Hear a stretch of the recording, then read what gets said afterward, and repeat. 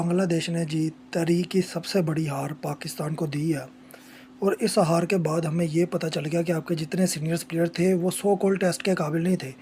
ये बेसिकली सारी पीएसएल की टीम थी। इसमें शान मसूद था, इसमें रिजवान था, इसमें साउ शकील था, फिर इसमें सलमान आगा था, यानी कि शहीन शाह अफरीदी, हसन अली, यानी कि आप देखेंगे तो पूरी पीएसएल की टीम घेर रही थी।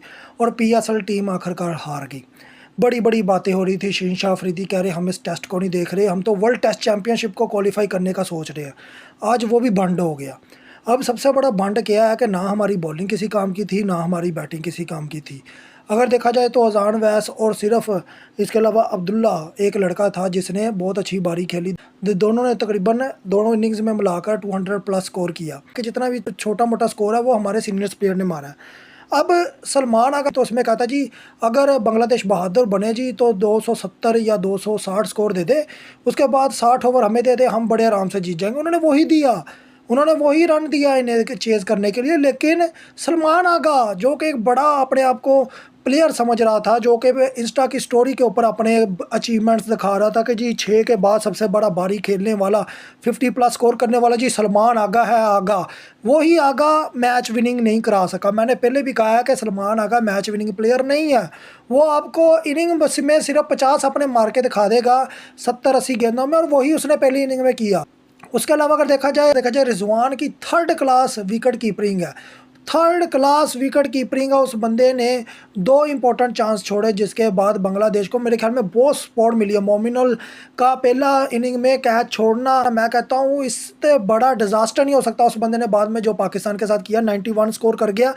यही मैं कहता हूँ कि ये जो रिजवान है इसके 2 क्रूशल कैच छोड़ना, सीनियर्स प्लेयर जिसमें शान मसूद आता है, शहीन शाह अफरीदी, हसन अली, इसके अलावा इमाम उल हक, साउ शकील आता है, यानी कि जितने सलमान आगा जितने भी लगा लें ये सब पीएसएल की टीम के प्लेयर्स खरीदने के बावजूद हमारी टीम नहीं जीत पाई।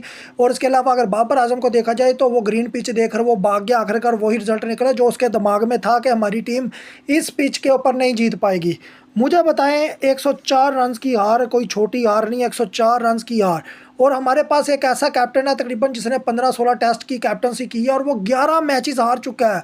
सबसे ज़्यादा हारने वाला कैप्टन शान मसूद है। लेकिन क्या है जी, वो इंग्लिश अच्छी बोलता है, उसके अब्बे के पीसीबी के साथ लिंक है, तो उस बंदे को एज आ कैप्टन रखना पड़ रहा है मजबूरी के तहत। अब सबसे बड़ी बात यह है कि आप मुझे बता दें अजान, अवैस और अब्दुल्ला के अलावा किसी बंदे की हाई परफॉर्मेंस होती हो। जब मैं कहता था कि साजिद खान को खेलना चाहिए तो मेहदी हसन मराज पहली इनिंग में 5 ले रहा है। जब मैं कह रहा था कि खुरम शहजाद को शहीन शाह अफरीदी की जगह खिलाना चाहिए, तो यह सबसे बड़ी बात थी कि उनके नहीद राना जैसा 5 ले रहा है।